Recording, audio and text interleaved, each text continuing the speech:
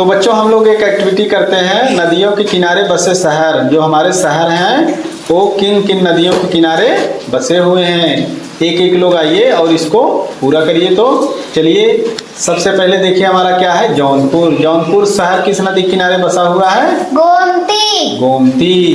क्या आप सबको पता है जो हमारी राजधानी है उत्तर प्रदेश की, वो किस नदी के किनारे बसा हुआ है? गोमती। बहुत बढ़िया। देखिए लखनऊ हो गया, सुल्तानपुर हो गया, उसके बाद जौनपुर हमारा, वो सब हमारी गोमती नदी के किनारे बसा हुआ है।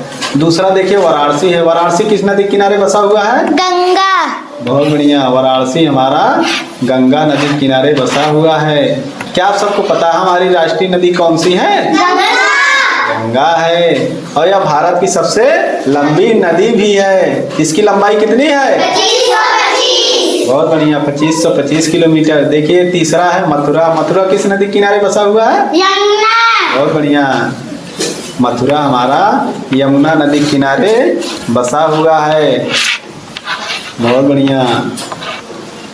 इसके बाद देखिए हमारा है उज्जैन। उज्जैन किस नदी किनारे बसा हुआ है? शिप्रा। शिप्रा। बहुत बढ़िया।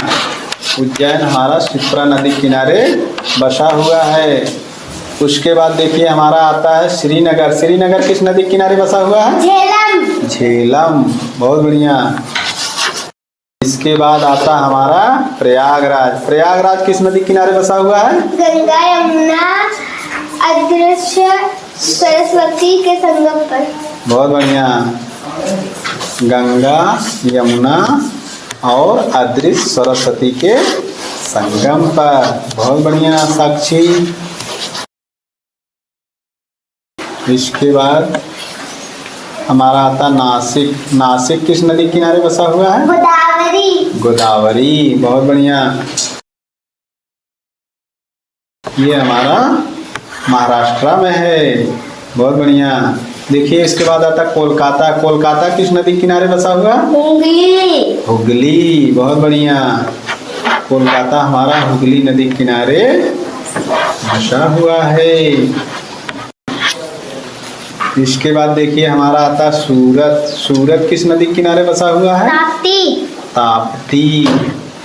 सूरत हमारा ताप्ती नदी किनारे बसा हुआ है।